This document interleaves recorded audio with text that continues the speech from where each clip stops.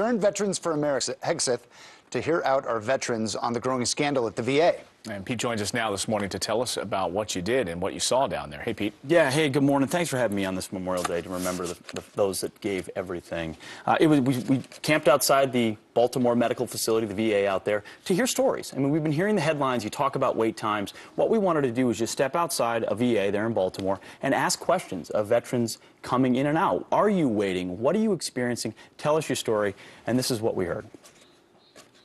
It's been appointments and scheduled and the waiting time here, and he's not getting the care he needs. He has no teeth, so he's literally starving to death. There have been times that I've waited 2 days. Sometimes it isn't a lack of personnel, it's that the personnel there don't have a sense of urgency. Absolutely.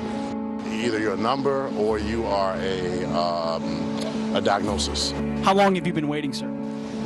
2 years. Do you feel like the president cares about this scandal at VA? Negative. So the issue is not the care, the issue is the wait times and the barriers to that care. Yeah, exactly. I'm very disappointed. I'm very disappointed. It starts from the top, and I think it should be replaced. Buck stops at the president. It comes from the top. If the top doesn't put out the effort, nobody else is going to. I've got a nephew that just left for boot camp 4 days ago. What's going to happen when he's 60 and 65 and he can't help himself? Who's there for him?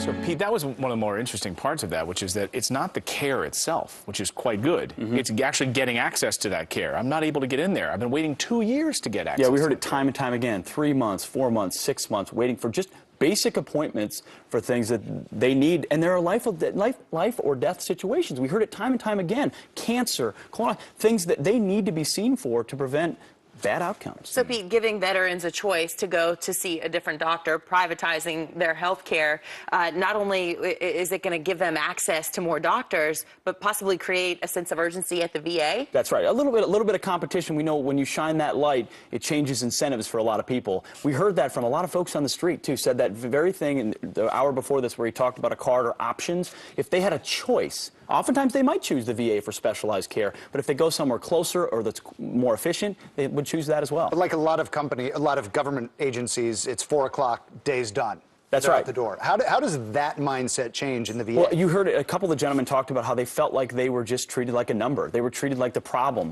Why are you trying to come back and get this care? Come back 5 months from now and be grateful for it. These guys are grateful. They're not victims. They just want the VA to work. And we didn't pick Baltimore because it was a terrible VA. This is an average facility, not under investigation, yet this is still what we heard, which is another demonstration of how system-wide this problem really is. So that was really just a general VA, just a normal one? Normal run-of-the-mill VA in Baltimore. They issued a statement, hey, we're not under investigation. We take them at face value. Some of them said, hey, once I get in there, it's great, but I'm waiting 5 months for an appointment. Why should this be? Well, what's the story with getting kicked out? Oh, yeah. Well, they tried to. They sent the VA police out there to say, hey, this is private property. You've got to leave. And we said, no, this is a public sidewalk. We can stand right here. And we did. The cars whizzing by you there. Yeah, they just kept going, and the police just fettered back inside, and we kept doing our thing. It's good to know the Constitution, your constitutional rights. It's a public sidewalk. Take a hike. All right, thanks so much, Pete. Great job. Coming up here on the